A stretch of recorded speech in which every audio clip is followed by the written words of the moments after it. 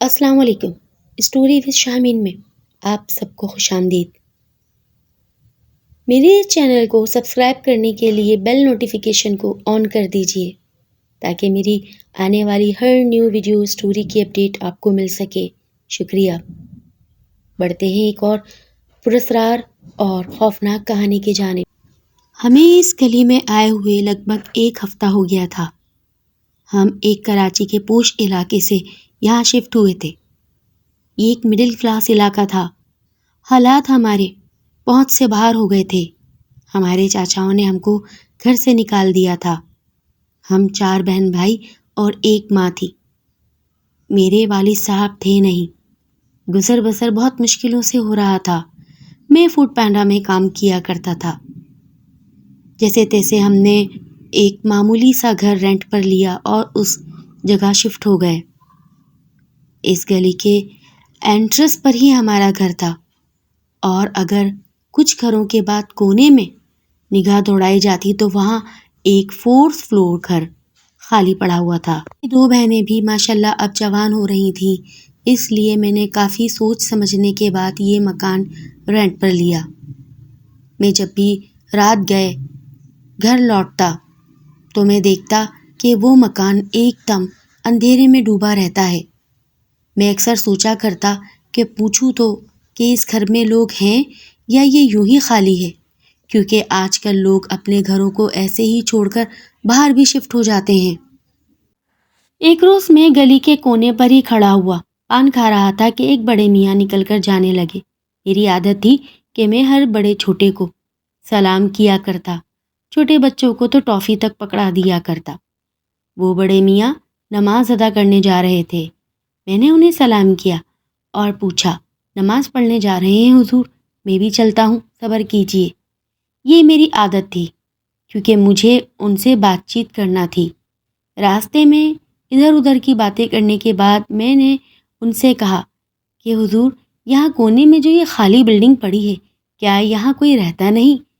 وہ میری طرف دیکھنے لگے اور چونک کر بولے، برخودار، اس محلے میں نئے نئے آئے ہو، لہٰذا کام سے کام رکھو، ادھر ادھر کی ٹو رکھو گے، ایسا نہ ہو کہ تم سے مکان خالی کروا لیا جائے، اور آئندہ مجھ سے اس بلڈنگ کے بارے میں کوئی سوال نہ کرنا۔ نماز پڑھنے چلتے ہیں، دیر ہو رہی ہے۔ یہ کہہ کر وہ انکل بھی تیز تیز قدموں سے اب مجھ سے آگے نکل گئے تھے۔ میں سمجھ گیا کہ انہیں شاید میں کوئی چور اچکا لفنگا لگ رہا ہوں جو کہ اس بلڈنگ میں بری نیت رکھتا ہے، جبکہ ایسی کوئی بات ہی نہ تھی۔ میں تو صرف یوں ہی جاننا چاہ رہا تھا، کوئی دکھتا ہی نہیں۔ ظاہر ہے جب ہم کہیں نئے جاتے ہیں تو علاقے میں کوئی گھر خالی ہو تو تشویش ہی ہونے لگتی ہے۔ 4 مارہ اس قدر خوبصورت سنگ مرمر ٹائلوں سے بنا ہوا یہ مکان ایک پر اسرار ہیبت نما لگتا تھا، کیونکہ میں فوڈ پینڈا میں کام کیا کرتا تھا اور اکثر میں فجر کے اوقات ہی گھر آیا کرتا۔ میری اماں بیچاری جاگی رہتی تھیں، اور جب بھی میں اس گلی میں اپنی بائک لے کر آتا مجھے ایسا لگتا کہ وہاں کھڑا ہوا مجھے کوئی گھور گھور کر دیکھ رہا ہے۔ لاشعوری طور پر میری نظریں اس بلڈنگ کی جانب اٹھ جاتی اور میں 1-2 سیکنڈ کے لیے ہیپنوٹائز ہو جاتا، پھر ایک دم سے میں اپنے کندھے جھٹکتا۔ میرا وہم ہوگا، میں آگے بڑھ کر اپنا دروازہ بجاتا اور بائک کو اندر لے جاتا۔ یہ ہمارا گراؤنڈ فلور کا مکان تھا جو بہت ہی مناسب پیسوں میں ہمیں ملا تھا۔ ایک روز امی نے نیاز بنائی اور گھر میں کوئی تھا نہیں، بہنیں کوچنگ گئی ہوئی تھیں اور بھائی چھوٹا جس کا نام کامران تھا وہ کرکٹ کھیلنے گیا ہوا تھا۔ امی نے مجھ سے کہا، عدنان، یہ نیاز پورے محلے میں بٹوانی ہے اور تمہیں ہی میرا ساتھ دینا ہوگا۔ میں نے کہا، ٹھیک ہے امی، آپ مجھے دیتی جائیں۔ امی نے ایک ایک کر کے وہ بریانی کی بڑی پلیٹ میں بریانی ڈال کر مجھے ہی روانہ کیا۔ چاہتے نہ چاہتے ہوئے مجھے سب کے دروازے بجانے پڑے۔ کہیں سے کوئی لڑکی برآمد ہوتی تو کہیں سے کوئی خالہ، سب کو ہی بریانی دیتا اور یہی بتاتا کہ ہم اس مکان میں نئے شفٹ ہوئے ہیں، میری بہنیں ہیں، میرا بھائی ہے، میری امی ہے۔ ایک ایک کو میں یہی تفصیل دیتا۔ اس طریقے سے ہماری الیک سلیک بھی سارے محلے میں ہو گئی۔ جب میں بریانی کی آخری پلیٹ دے کر واپس آ رہا تھا تو مغرب کی اذانیں ہو رہی تھیں۔ ماں چاہتے ہوئے بھی میں اسی بلڈنگ کے نیچے رک گیا۔ ارے اس بلڈنگ کا تو دروازہ کھلا ہوا ہے، یہ کیا اندر کوئی گیا ہے کیا؟ اور اس دروازے پر کنڈی بھی، تالا بھی نہیں دکھ رہا۔ میں عجیب و غریب خود سے سوال کرنے لگا۔ میں نے آگے پیچھے دیکھا، کوئی بھی نہیں تھا۔ میں نے پلیٹ پیچھے اپنے کمر کی طرف کی اور اندر جھانکنے لگا۔ اتنی ٹھنڈی ہوائیں، اندر اے سی آن ہے کیا؟ ارے نہیں، یہ تو ایک ٹائم سے بند ہے نا۔ میں نے سیدھا قدم اندر رکھا اور خود کو نہ چاہتے ہوئے بھی اندر کی جانب لے جانے لگا۔ یہ کیا، خوب اندھیرے میں ڈوبا ہوا یہ گھر۔ ایک بھینی بھینی خوشبو میری ناک سے ٹکرائی۔ نہ جانے کیا ہوا، میں نے ایک عجیب سی پھریری لی اور واپسی گھر کی جانب ہو لیا۔ بوڑھ بوڑھ کر میں بار بار اسی گھر کی جانب دیکھ رہا تھا، نہ جانے وہاں ایسا کیا تھا۔ میں نے امی کو کہا، امی یہ پورا محلہ بہت اچھا ہے، سب نے مجھ سے بہت اچھی طریقے سے بات کی ہے، ہو سکتا ہے محلے کی کچھ خالائیں پھپھیاں آپ سے ملنے آ جائیں۔ میں نے امی کو چھیڑا۔ امی بھی ہنسنے لگی کہ عدنان تم بہت شیطان ہو گئے ہو۔ ہاں امی کو ایک آدھ لڑکی میرے لیے پسند بھی کر لینا، میں نے دیکھا ہے اس محلے کی لڑکیاں بڑی خوبصورت ہیں۔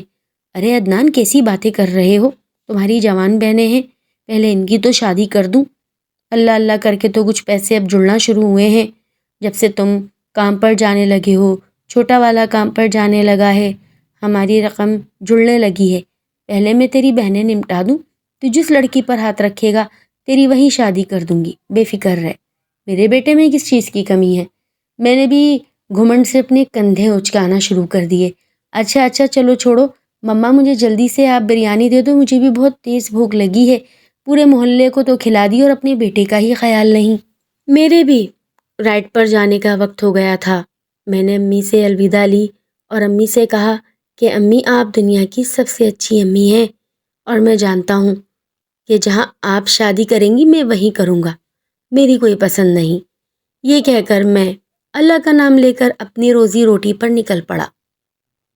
مجھے رات میں آج بہت دیر ہو گئی تھی۔ 5:30 کا وقت تھا جب میں اپنے گھر کی جانب آ رہا تھا۔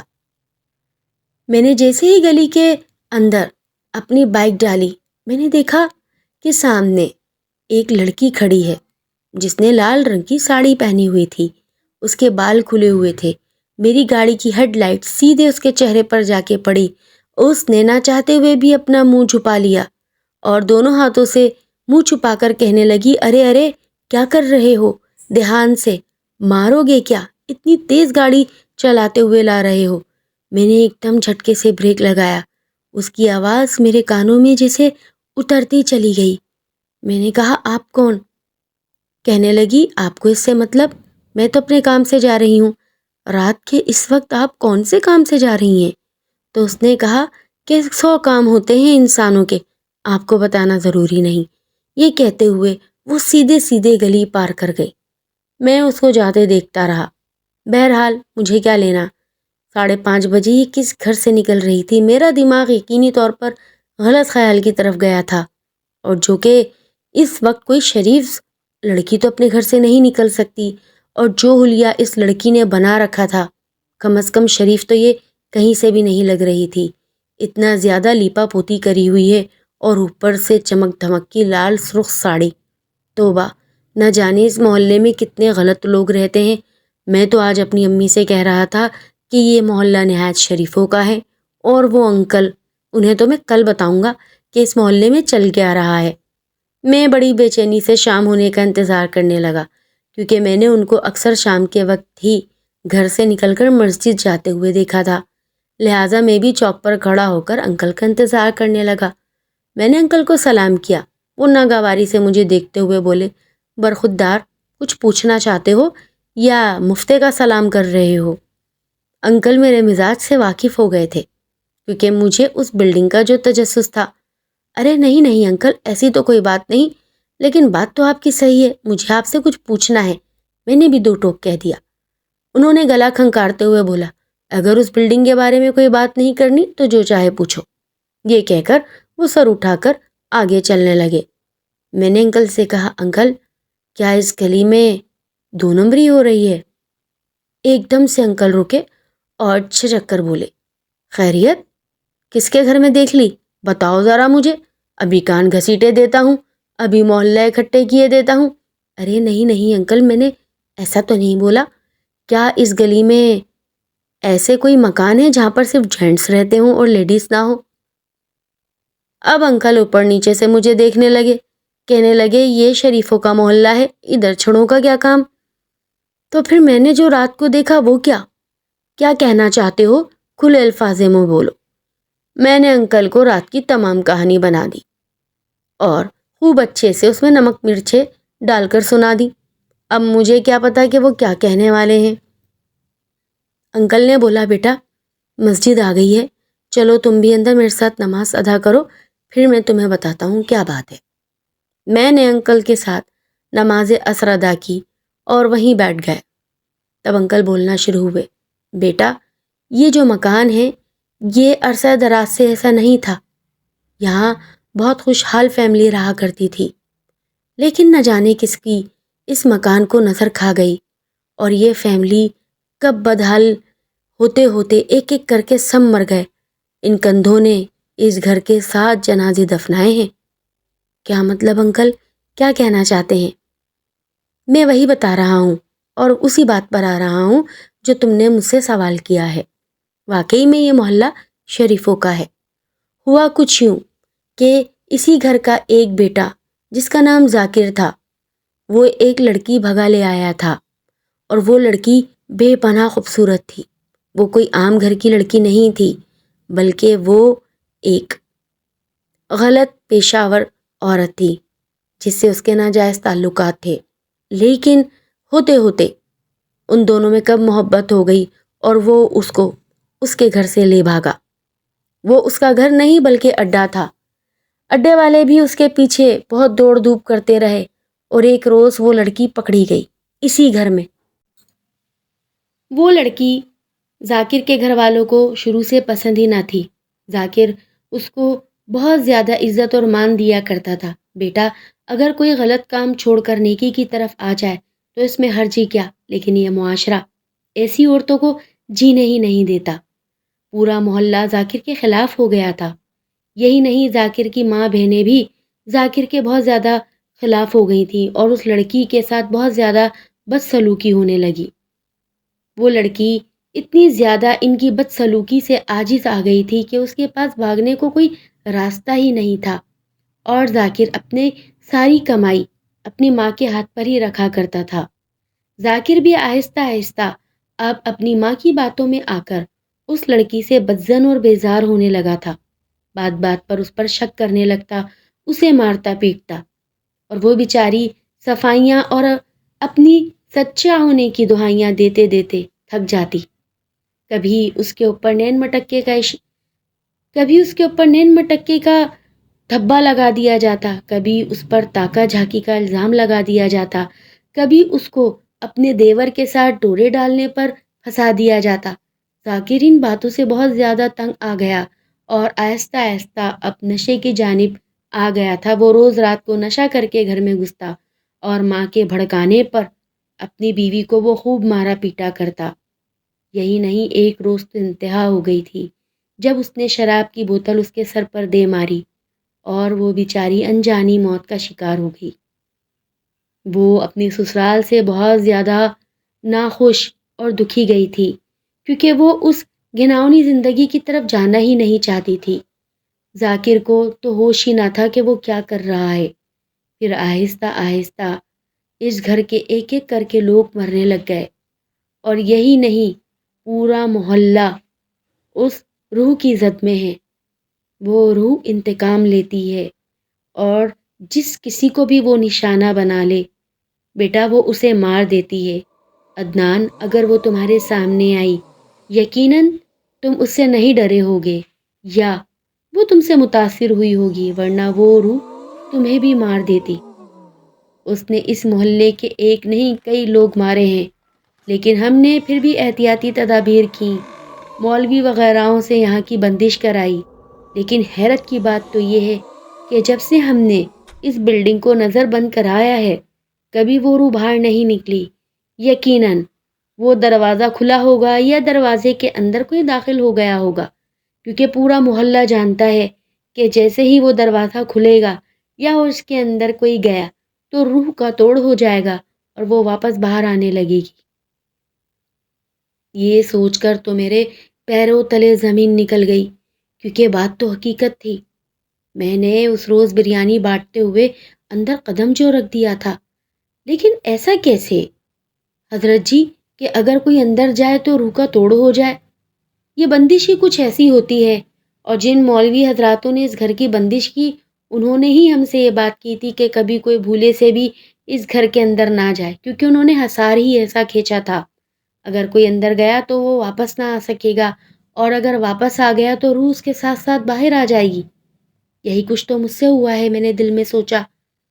میں نے ان کو یہ باتیں کہہ کر ٹال دیا کہ یہ سب دھکیانوسی باتیں ہیں، میں انہیں نہیں مانتا۔ یہ کہہ کر میں بہت تیز تیز قدموں سے اپنے گھر کی جانب بڑھنے لگا، کیونکہ میں جانتا تھا کہ مجھ سے غلطی ہو گئی ہے، اور اب اس محلے میں شاید دوبارہ وہ بھٹکے اور ایسا نہ ہو کہ مجھے بھی نقصان پہنچا دے۔ میں اب اپنی رائٹ کی طرف نکل گیا تھا، اور رات کے اسی آخری پہر جب میں گھر کی جانب آیا اور گلی کے اندر انٹر ہوا، میں نے دیکھا کہ گھٹنوں میں سر دیے بیچ محلے میں وہ لڑکی رو رہی تھی۔ اس کی سسکیاں میرے کانوں کو پھاڑ رہی تھیں۔ اچانک اس لڑکی نے گردن اٹھایا اور اس نے مجھے آگے بڑھ کر شکریہ ادا کیا۔ میں نے کہا، شکریہ کس بات کا ادا کرتی ہو؟ تم تو ایک بھٹکتی ہوئی روح ہو جس نے اتنے سارے لوگوں کی جان لی ہے۔ جس پر وہ روح مجھ سے مخاطب ہوئی کہ میں نے کسی کی جان نہیں لی، یہ لوگ اپنی موت خود مرے ہیں، ایک دوسرے پر شک کرتے ہوئے۔ ان کا پورا گھر ایک تعویذاتی اور عملیاتی خاندان سے تعلق رکھتا ہے۔ یہ سب سفلی باز تھے، یہ نیچے خوبصورت عورتوں کی بلی دیا کرتے تھے۔ یہ نہ مسلمان تھے نہ ان کا کوئی دین مذہب تھا، یہ کنواری لڑکیوں کی بلی دیتے تھے نیچے، اور میں نے ان کو پکڑ لیا ایک روز، جس کا الزام انہوں نے مجھ پر اتنا گھناؤنا دھرا کہ میں ایک خراب عورت تھی، اڈے سے بھاگی ہوئی، جبکہ ایسی بات تھی ہی نہیں۔ میں تو یونیورسٹی گرل تھی، اور میرا شوہر جس کا تعلق اس گھر سے تھا وہ وہاں رکشہ چلایا کرتا تھا۔ اس نے مجھے اپنے پیار کے جال میں پھنسا لیا اور میں گھر سے بھاگ گئی۔ میں نے وہاں بڑی مشکلوں سے وقت گزارا، اور جب چاند کی 14 کو یہاں ایک نئی لڑکی لائی جاتی اور اس کی بلی نیچے دی جاتی تہ خانہ، یقین نہیں آتا تو چلو میرے ساتھ، میں تمہیں سب بتاتی ہوں۔ یہ اپنی موت خود مرے ہیں۔ میرے سے صرف ایک غلطی ہوئی کہ میں نے اس تہ خانے کا دروازہ کھول کر اور جس جگہ بوتلوں میں ان کی روحیں قید تھیں میں نے ان سب کو آزاد کر دیا۔ ایک ایک کر کے وہ ان کو مار گئیں اور مجھ سے یہ کہہ گئیں کہ تم اب یہیں رہو گی، ہمیشہ رکھوالی کرو گی اس گھر کی، اس گھر میں کبھی کوئی انسان آباد نہیں ہونا چاہیے۔ میں بھلے اپنی موت مری یا ماری گئی، یہ ایک الگ کہانی ہے، لیکن تمہیں میں یوں بتا رہی ہوں کہ کبھی کسی نے میری سننے کی کوشش ہی نہیں کی، اور میرے سسرال کی پھیلائی ہوئی بے بنیاد باتوں پر سب یقین کر کے الٹے میرے ہی دشمن ہو گئے تھے۔ کل صبح جیسے ہی 3 بجیں گے تمہیں اس بلڈنگ کے اندر آنا ہوگا اور میرا ساتھ دینا ہوگا، میری سچائی سب کو بتانی ہوگی، اور اس تہ خانے کے اندر جو بھی کالا کام ہوتا رہا ہے، جادو سفلی کا، وہ سب کے سامنے لانا ہوگا۔ ہر کوئی ان کو دیندار اور مہذب کہتا ہے، اور مجھ پر یہ الزام تم ہی دھو سکتے ہو، کیونکہ تم نڈر اور ڈرپوک ہرگز نہیں، تم نڈر اور بہادر لڑکے ہو۔ میں نے اس سے وعدہ کر لیا تھا، کیونکہ وہ تھی ہی اتنی خوبصورت، اور اس کی بے بسی اور سچائی پر مجھے یقین تھا۔ دوپہر کے 3 جیسے ہی بجے میں اس گھر کے اندر داخل ہو گیا تھا۔ مجھے اس محلے میں اس گھر کے اندر جاتے ہوئے کسی نے بھی نہیں دیکھا۔ وہ میرا اندر انتظار کر رہی تھی۔ آ گئے تم؟ میں نے اس بات میں سر ہلایا۔ میرے پیچھے پیچھے آؤ اور دیکھو میں تمہیں کیا دکھاتی ہوں۔ وہ دائیں جانب مڑ گئی، اور جیسے ہی اس نے کچن کا دروازہ کھولا اور مجھ سے کہا کہ یہ دیوار ذرا سرکاؤ، جیسے ہی دیوار میں نے سرکائی وہ آرام سے کھسک گئی، مانو جیسے کہ کوئی ہارڈ بورڈ کا دروازہ ہو۔ یہ دیوار نہیں بلکہ ایک لکڑی کا دروازہ تھا جو کہ انہوں نے دیوار مانند بنا رکھا تھا۔ نیچے راہداری جا رہی تھی۔ میں اتنا حیران ہوا کہ یہ تو بالکل سچ کہہ رہی ہے۔ ایک ناگوار سی بدبو میری ناک کی نتنوں سے ٹکرائی۔ میں نہ چاہتے ہوئے بھی ایک ایک قدم سیڑھی اترتا چلا گیا۔ میں نے دیکھا کہ لائن سے 7-8 الماریاں رکھی ہیں اور ان الماریوں کے دروازے بند ہیں۔ انہیں کھولو۔ جیسے ہی میں نے ایک دروازہ کھولا، ڈھیر سے جادوگری کی کتابیں، کالے عمل اور جگہ جگہ عجیب و غریب مورتیاں اور چاقو، خنجر۔ یہ کیا؟ یہی نہیں، خون سے بھری ہوئی بوتلیں بھی تھیں۔ اتنی ساری بوتلیں! یہ انہی معصوم بے بس لڑکیوں کا خون ہے جس کی وہ بلی دیتے اور خون اس میں بھر لیا کرتے۔ نہ جانے وہ کیا کرتے تھے، میں نہیں جانتی، لیکن میں یہاں قید ہوں۔ جب تک میری سچائی سب کے سامنے نہ آ جاتی، میں آزاد ہونا چاہتی ہوں۔ دیکھو عدنان، میرا ساتھ دو۔ یہ ساری چیزیں تمہیں محلے کو لا کر دکھانی ہوں گی تاکہ میں اپنی سچائی ثابت کر سکوں۔ میں نے ایک ایک چیز دیکھی، اور ہاں، یہ سب دکھا دینے کے بعد تم انہیں آگ لگا دینا، اور اس کے بعد تمہارا کام ختم۔ اور یہ بلڈنگ، تم اس بلڈنگ کی پرواہ نہ کرو، یہ خالی تھی اور خالی ہی رہے گی۔ اگر کبھی اس میں کسی نے آباد کرنے کی کوشش کی تو وہ روحیں ان کو جان سے مار دیں گی۔ یاد رکھنا، کبھی بھی اس بلڈنگ میں کوئی آباد نہیں ہو سکتا۔ میں فوراً الٹے قدموں پلٹا اور سب سے پہلے جا کر انہی حضرت جی کا دروازہ بجایا۔ انہیں باہر بلا کر کہا کہ آئیے، میں آپ کو کچھ دکھانا چاہتا ہوں، لیکن اس سے پہلے آپ 1-2 مرد حضرات اور بھی لے لیجئے۔ وہ ڈر رہے تھے۔ کیا پاگلوں والی بات کر رہے ہو؟ ہم نہیں جاتے، اس بلڈنگ کے اندر جانا پڑے گا، کیونکہ جو سچائی میں جانتا ہوں اب آپ کو بھی دکھاؤں گا۔ وہ الزام جو اس بیچاری بے بس لڑکی پر لگے وہ سب بے بنیاد تھے۔ آپ اس گلی میں پرانے ہیں اور آپ نہیں جان سکے اس گھر کے اندر کیا ہو رہا تھا۔ کیسی باتیں کر رہے ہو؟ کیا ہو رہا تھا؟ میں نے ان کا ہاتھ سختی سے پکڑ لیا۔ اب تو میں آپ کو کسی سے ملنے بھی نہیں دیتا، میرے ساتھ چلیں۔ یہ کہہ کر میں انہیں بہت سختی سے گھسیٹتے ہوئے اپنے ساتھ اندر لے آیا۔ ارے کیا کر رہے ہو؟ مجھے مرواؤ گے کیا؟ موت تو ویسے بھی آپ کے پیچھے ہے۔ آپ کتنے دن اور جی لیں گے؟ چلیں کوئی نیک عملی کر لیں۔ یہ کہہ کر میں نے جیسے ہی کچن میں جا کر وہ دیوار سائیڈ میں کی اور نیچے کی راہداری سے جاتا ہوا انہیں ایک ایک چیز دکھائی اپنے موبائل کی ٹارچ سے۔ یہ دیکھ کر وہ ان کا حیرانی کی انتہا نہ رہی۔ یہ کیا ہے؟ یہ وہ ہے جو آج تک اس محلے کی آنکھ سے اوجھل تھا۔ یہاں لڑکیاں لائی جاتی رہی ہیں اور ان لڑکیوں کو بہلا پھسلا کر ذبح کیا گیا ہے اور ان کی بلیاں چڑھائی گئی ہیں۔ نہ جانے وہ ایسا کیا عمل کرتے تھے۔ اور وہ لڑکی جس کو آپ بد کردار بتا رہے ہیں، وہ تو بیچاری یہاں اپنی بے بسی ثابت کرنے کے لیے بھٹک رہی تھی، اور انہی روحوں نے ان 7 لوگوں کو مارا ہے۔ وہ کیسے؟ میں نے انہیں تمام تفصیل بتائی۔ وہ اپنا سر پکڑ کر بیٹھ گئے، کہنے لگے اچھا، جو کوئی بھی تھی یہ نیک روح ہے اور اللہ تعالیٰ اس کو ضرور آزادی دیں گے۔ نہ جانے کیسے مری ہوگی یہ بھی۔ یہ کہہ کر وہ باہر نکلے اور سب کے دروازے زور زور سے بجانا شروع کیے۔ آج تو پورا محلہ جم غفیر بنا ہوا تھا۔ سارے محلے والے اس بلڈنگ کے ان مرحومین کے اوپر لعنتیں برسا رہے تھے کہ جن کو ہم شریف سمجھتے رہے اور اس لڑکی کو ہم خراب سمجھتے رہے۔ اس لڑکی کے اوپر تمام الزام لگاتے رہے کہ یہ خونی ہے، خوفناک ہے، بھٹکتی ہے، لوگوں کی جان لیتی ہے۔ در حقیقت تو کچھ اور ہی تھی۔ میں آج بہت زیادہ خوش تھا، اور وہ لڑکی بھی مجھے خوشی خوشی دیکھتے ہوئے نہ جانے کہاں غائب ہو گئی تھی۔ میں آج بھی اس کا چہرہ یاد کرتا ہوں۔ اتنی حسین و جمیل لڑکی آج تک میری آنکھوں نے دیکھی ہی نہیں تھی۔ میں اپنی ماں کو سارا واقعہ بتا رہا تھا، اور میری ماں حیران ہوتی جا رہی تھی کہ بیٹا تم اتنے بہادر بھی ہو سکتے ہو۔ ہاں امی، حالات بنا دیتے ہیں، کہیں تم اس کی خوبصورتی پر تو نہ مر مٹے تھے بیٹا۔ امی آپ کیسی باتیں کر رہی ہیں؟ محلے میں آدھی رات کو جب کوئی لڑکی جائے گی تو میں غلط ہی تو سمجھوں گا نا۔ چلو بیٹا، آئندہ تھوڑی احتیاط کرنا، اور اب ایسا کرو اتنی رات کو گھر نہ لوٹا کرو۔ امی اب تو کوئی خطرہ ہی نہیں، جو خطرہ تھا وہ ٹل گیا۔ لسنرز، اگر آپ کو میری اسٹوری پسند آتی ہے میرے چینل کو جاتے جاتے لائک اور سبسکرائب کرنا نہ بھولیں. شکریہ. اللہ حافظ.